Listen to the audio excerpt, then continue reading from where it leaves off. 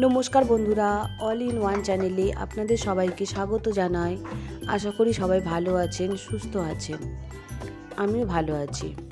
আজকে আমি শঙ্কর মাছের অন্য আর একটা রেসিপি নিয়ে আপনাদের কাছে হাজির হয়েছি।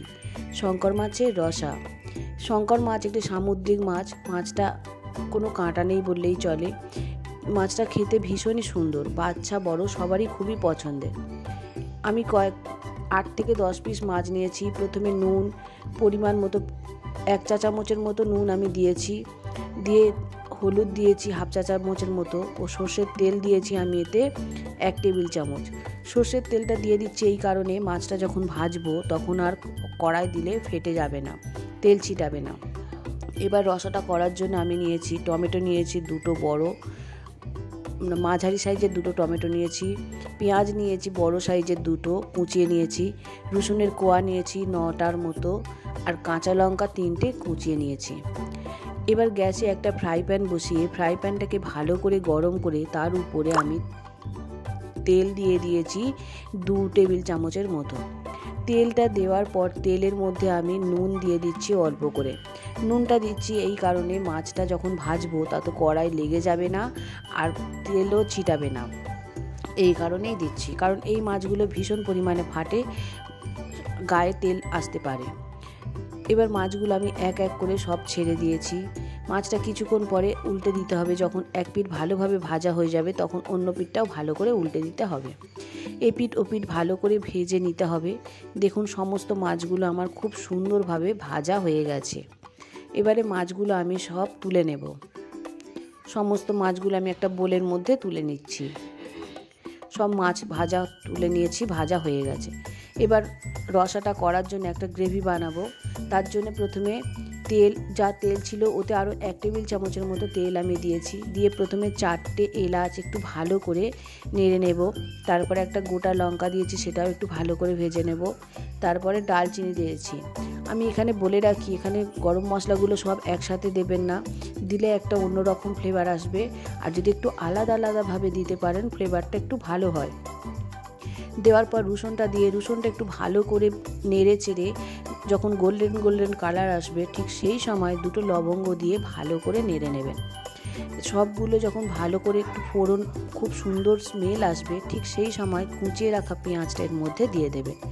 পেঁয়াজটাও যখন ভালো গোল্ডেন কালার চলে আসবে, আর পেঁয়াজটা তাড়াতাড়ি গোল্ডেন কালার আসার জন্য ওর মধ্যে অল্প একটু নুন দিয়ে দেবেন। দিলে পেঁয়াজ তাড়াতাড়ি নরমও হয়ে যাবে ও গোল্ডেন কালারও চলে আসবে।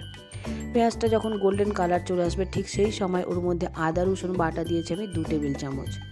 এবার মশলাটা ভালো করে কষে নেওয়ার জন্য আদা রসুন বাটাতে আমি দিয়ে দিয়েছি নুন হাফ চা চামচের মতো, আর হলুদও হাফ চা চামচ।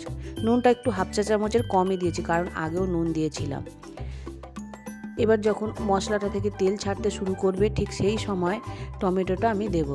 আর বলে রাখি, এই রান্নাটাতে টমেটোটা লম্বা লম্বা ফালি করেই দেবেন, বেশি কুঁচো করে দেবেন না। এটা লম্বা টমেটোগুলো যখন একটু গোটা গোটা থাকবে দেখতে খুব ভালো লাগবে, খেতেও ভালো লাগবে। সব মশলাগুলো যখন ভালো করে কষা হয়ে যাবে তখন ওর মধ্যে পরিমাণ মতো চিনি দিয়ে দেব। পরিমাণ মানে একটা চা চামচের 4 ভাগের 1 ভাগ চিনি দিলেই হবে। দিয়ে ভালো করে কষা হয়ে গেলে যখন তেল ছাড়তে শুরু করবে তখন ওর মধ্যে 1 কাপ পরিমাণ জল আমি দিয়ে দিয়েছি। দেওয়ার কিছুক্ষণ পর অপেক্ষা করব, যখন দেখব ঝোলটা ফুটে উঠতে শুরু করেছে ঠিক সেই সময় এর মধ্যে আমি ভেজে রাখা মাছগুলো দিয়ে দেব। ভেজে রাখা মাছগুলো সব দিয়ে ঝোলের মধ্যে ভালো করে ডুবিয়ে দেব। এই গ্রেভিটাতে ভালো করে ডুবিয়ে দেব। দেওয়ার পর আমি একটা ঢাকা দেব। ঢাকা দিয়ে 10 মিনিট অপেক্ষা করব।